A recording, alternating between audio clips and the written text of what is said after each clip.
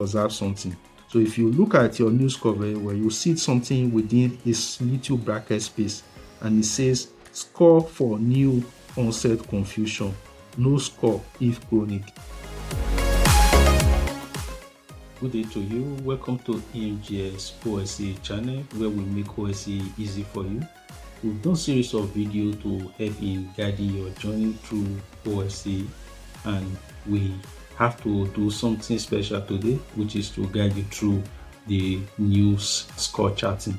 So we've come to realize that some persons do struggle with how to chart their news, and we don't want that to be your case. We are more detailed in our lecture, but for today we want to supplement it with further guide so that no stone will be left unturned on your journey. So what I have with me is a news chart. So I want you to walk your way with me and we'll take it step by step all together.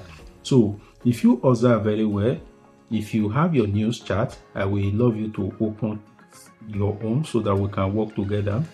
You will see very well that the very first part is the patient full name. But before you start talking about patient full name, there is what they call keys. And when you see this key, you can see white, you can see another color that looks like orange or yellow, then you see another color that looks more like an amber, and then there is a red.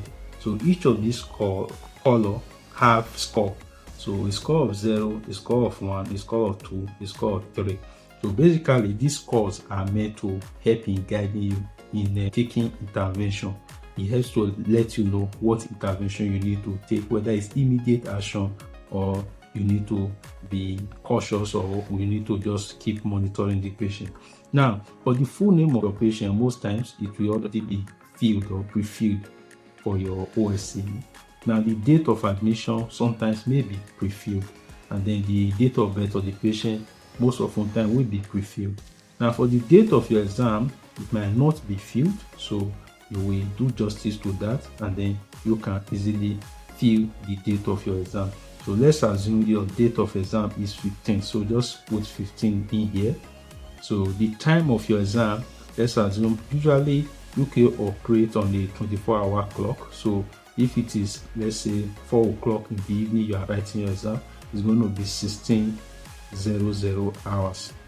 So that is that one. That don't be too bothered that it will not fit in or it will fit in, but just write your 16:00 hours. Now for the first one, you can see is respiration. Now observe very well. I told you that there is color coding: red, you can see yellow, and then white.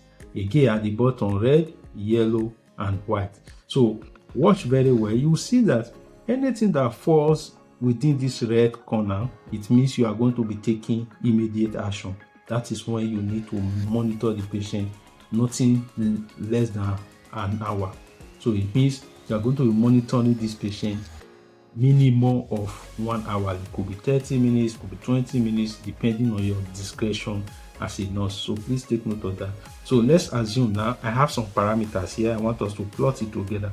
For this case, this patient has a respiratory rate of 22.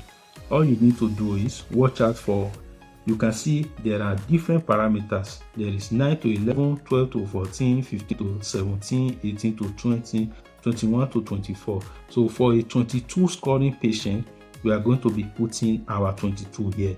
There are two options to get this done. Either you are using a dot like this, or you are putting the actual figure 22.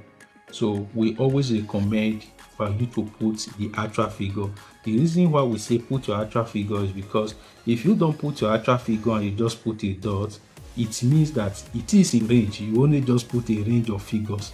So if for instance, let's assume now that during your evaluation station where you will need to verbalize these figures, you might not necessarily know what the dot stand for, because if you put a dot between 21 and 24, you might not be too sure what really was actually the dot standing for. So if you just go ahead and put your 22 here, you will still be safe.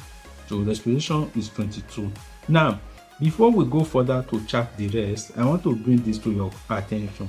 So each of these boxes are called parameters. So parameter for respiration, parameter for SpO2, parameter for SpO2 stage 2, oxygen air or oxygen parameter, blood pressure parameter, pulse parameter. They are all called parameter. So before you start when you start your filling and then you completed your filling, always make sure you check your parameter before you end up submitting. It's very important. Now let's move to the next one. The next one is what? SpO2. You are only concerned with what? Scale 1, this scale. Now this is the second scale. Okay, let's work it one step at a time. So scale 1 is the one you are concerned with. So what is your SpO2? For this case, our SpO2 was 97 on room air. So we say 97. You can see it is clearly written here. Anything from 94 to 95 is going to be scoring yellow or orange color, so which will mean that you will have a score of 1. So anything on white is going to be scoring nothing. So it's 97, so we just put our 97 here. So if you put a dot, if you choose to put a dot, remember they say anything greater than 96 is within this range. So if I have put a dot here now, a dot means it might be difficult for me to know what is the actual value. So because I don't want to play a risky game, in case this is what I'm using to hand over to my patient, I will just put the actual figure there, 97. So please take note of that.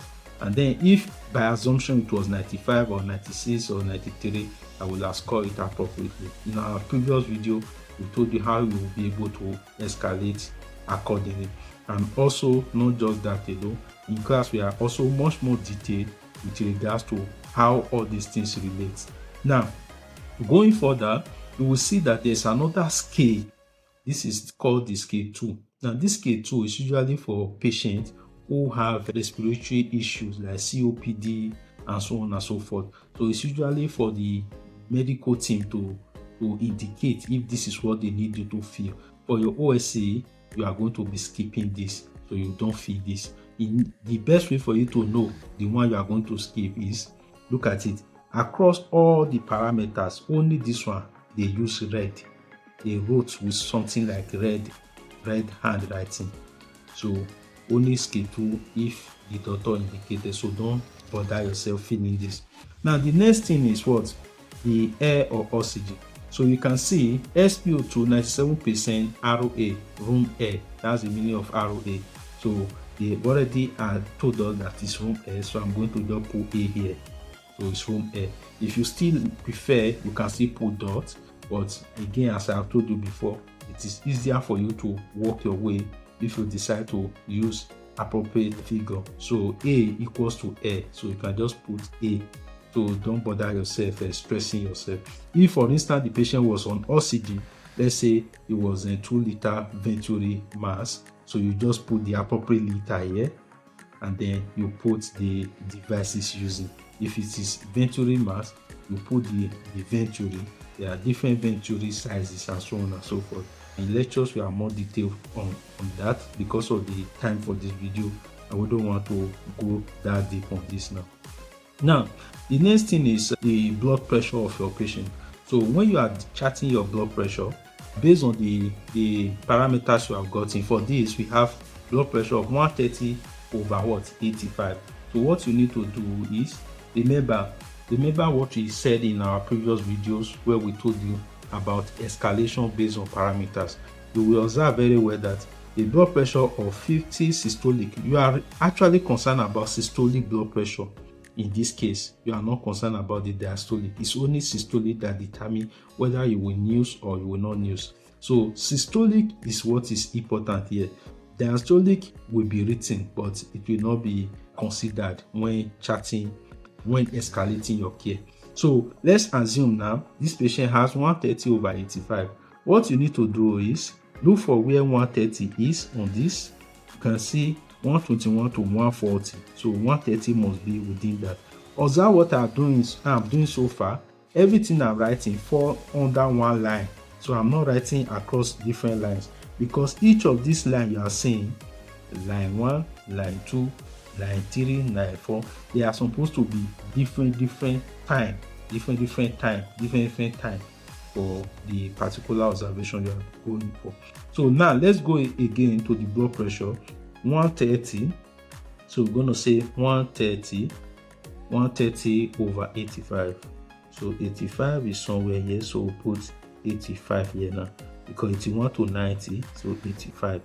Now, the next thing you will do is to trace these two to make them meet each other. So you do something like this, then you do something like this, then you cannot do a dot to meet them together.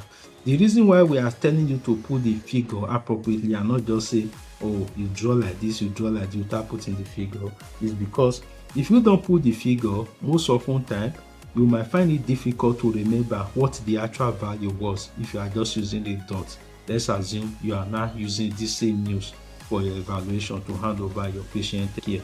So please take note of that. Now, you can see now this is under white, so there is no news for that. So we go further to the next one, which is the pulse rate of your patient.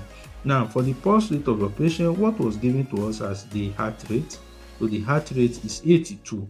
So I will just come in here and then I will look at it from 81 to 90. So 82 will fall in here, so 82. So we are still working on one line. Then the next one will now be the conscious level of your patient. Now, please, I want you to observe something.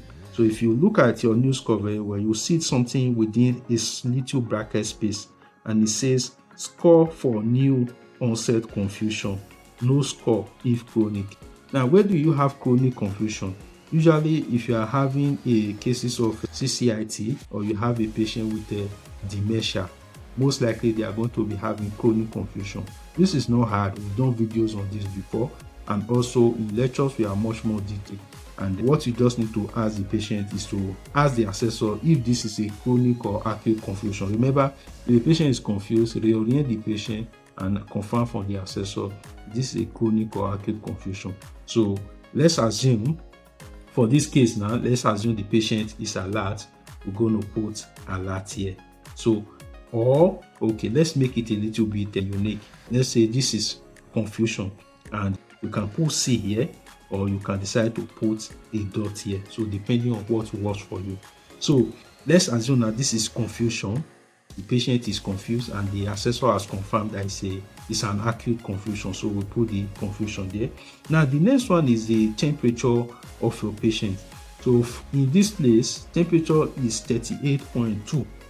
38.2. So what you just need to do is, you can still look at it. There is figure, anything less than 35 and below we score red. 35.1 to 36.0 we score yellow, and then 36.1 to 37.0 and so on and so forth. So for 38.2 will be between 38.1 to 39.0. So we are going to be putting our temperature here, 38.2. So the good thing about this, now you can easily see what I'm feeling. I hope you are seeing it actually. So that is it. What you now need to do next is, after you have done all this, you will now calculate your new score. Now, because your exam is kind of very unique, it is a timed exam.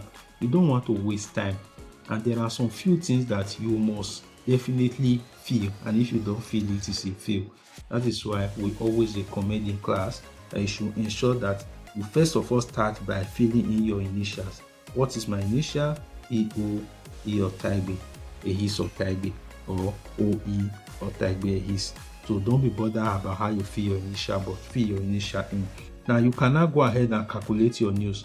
So for the first one we did respiration, it was scoring 2. So that is 2. Second one, there was no figure, so it is on the white, so we don't need to score that.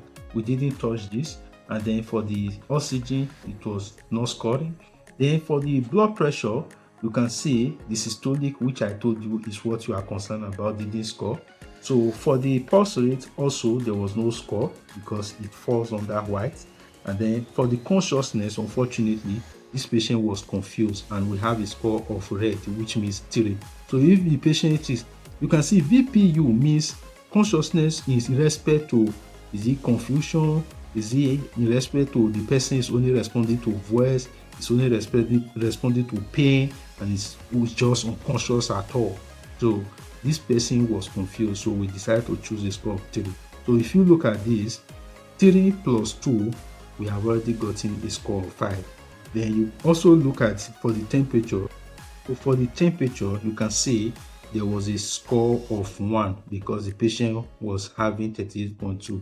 For escalation based on parameter, each time you see any of these parameters by checking the patient, go ahead and say what you will do. The reason for that is, observe this news very well. Observe. You will see that for a blood pressure of 180 systolic, 200 systolic, 201 systolic, it may not necessarily news. So will you now leave the patient like that and say, oh, I'm going to escalate based on news regimen? So you won't do that. So please don't make mistake on your OSCE day. You want to be a part of your success story. Now, another thing you observe is, for this temperature now, watch very well. The temperature for it to start newsing, it has to be from 38 upward. Even 38.0 will not be scoring. So when you say a patient having a temperature of 38.0, you will not take any action when you know the normal temperature of your patient. So you won't do that. So all you will do is, if you see any abnormality, you will say what you will do right there, so that by the time you are escalating based on news regimen, nobody will penalize you. Now, what is our total news score? So 1 plus 3, that's 4. So let's start from the beginning again. 2 plus 3, that's 5, plus 1, that's 6. So the patient will be having a total score of what? 6. So you write it like that. Now, monitoring frequency and escalation of care. So in this case now, don't bother yourself. They will give you the second page for you to follow. Now, what does the second page say? It says for a new score of 0, the monitoring frequency is minimum of 12 hourly. And these are the intervention you will do. It's all on your news. You can look at your news. If you don't have your news, if you join the group description, you will be able to have access to EMGS on groups on Telegram. And you will be able to have access to myriad of material to help your OSCE journey. And you could also be able to join our lectures as well. And everything you will need will be there. Now, look at this very well. A total of 1 to 4. Minimum monitoring will be 4 to 6 hourly. What this is telling you is, you should monitor 4 to 6 hours. It doesn't mean that it cannot be less. So you can choose a figure that works for you. But if the patient is scoring 0, it is what? 12 hourly. The truth is, any score that is above 0, always do a monitoring frequency of 4 to 6 hours. You should be safe. Now, if the patient is scoring 3 in a single parameter, this is very important because many have failed OSCE because of this single thing. So what do you mean by 3 in single parameter? This is parameter 1, parameter 2, parameter 3, which we are not using, parameter 4, parameter 5, parameter 6, parameter 7, parameter 8. Now, looking at this parameter, you will see that in all these parameters, there was no score of 3 in a single parameter. However, for this patient that was confused, he scored a 3. This is 3. That means there was score entered into the red column. So because it entered into a red column, it will give you a score of 3. So this is what they call 3 in a single parameter. Let's assume if all these things were all good, all the rest were good, but unfortunately the patient now have 3 in a single parameter. It doesn't matter where they got the 3 from. As long as it's 3 in a single parameter, this patient will be monitored 1 hourly. You could choose 30 minutes, you could choose 1 hourly, and you will say how you will escalate your care.